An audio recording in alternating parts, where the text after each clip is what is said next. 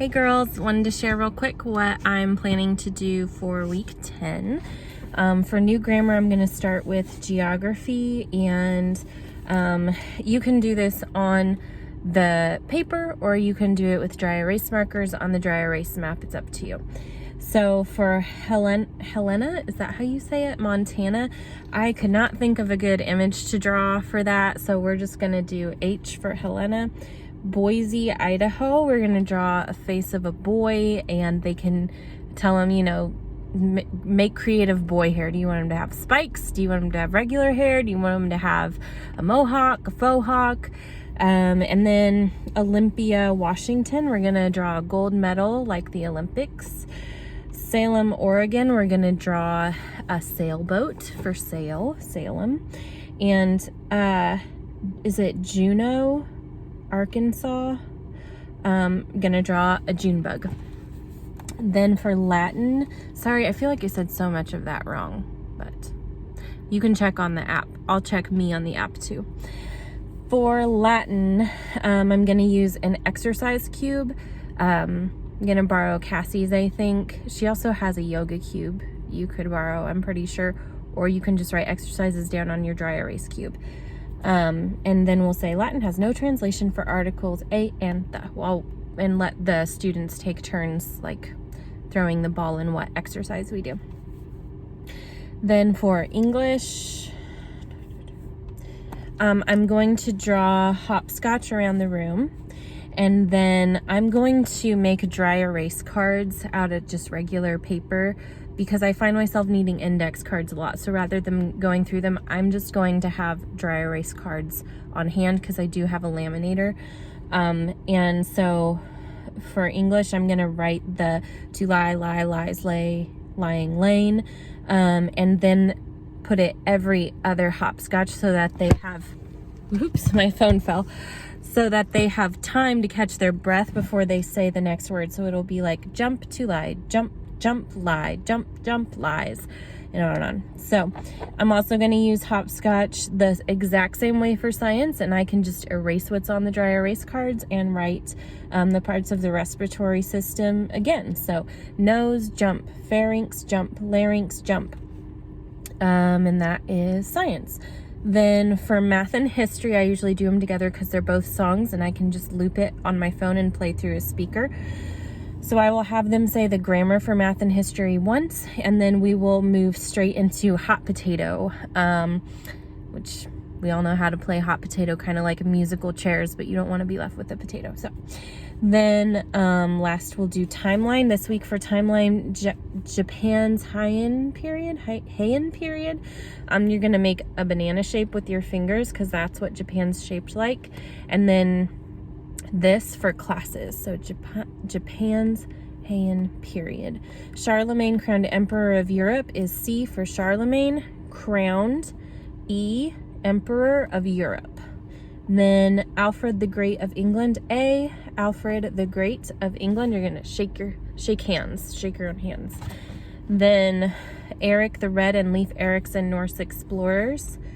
Let's see, that is, you're going to flick your lip for red, Eric the Red, and Leif Erikson. Am I reading the right one? Yeah. You're going to cradle like you're holding a baby. So Eric the Red and Leif Erikson, Norse explorers. So you're going to look like you're looking from side to side. Then Vladimir the First of Kiev is V for Vladimir the First. This is first. You turn your hand in sign language. So Vladimir the First of Kiev, your K. I think I'm making my K right. Byzantine Emperor Basil II, B for Byzantine. Make a sash for Emperor, B for Basil II. East-West schism of the church. Really easy. Put your hands together and push them apart to show that the church is split. And that's it for new grammar. Sorry, I am in a hurry today. If you can't tell, I'm kind of out of breath. For fine arts, I had one note I wanted to share as a tip, because I am struggling at the concept of teaching the kids timing the value of notes without a click track. So just know that if you're struggling with the same thing, there are free metronomes and free click track apps on your phone. Get one. So I think it makes it so much easier, and I'm gonna set mine really low to like an 80 speed, and that way I can say, okay, let's practice whole notes, and it'll be like, so we know each click is a whole note. Then let's practice half notes. That'll be ta, ta, ta, ta. Quarter notes, ta, ta, ta, ta, ta, ta, ta, ta, ta, ta, ta, ta, and on. And I can just leave the click track running so that we can go back and forth with practicing the time value or the note value and talking about it. And then I'm just gonna read from my body book while they color their science project. Review game. I'm going to play something called Pom Bomb. I have not created and printed the chart yet, but I'm just gonna write down on a piece of paper for them to see the values of the pom-poms. If you've ever seen little cotton balls called pom-poms, I ordered a multicolor pack off Amazon, and we'll split into 2 teams. I also just ordered individual sized chalkboards.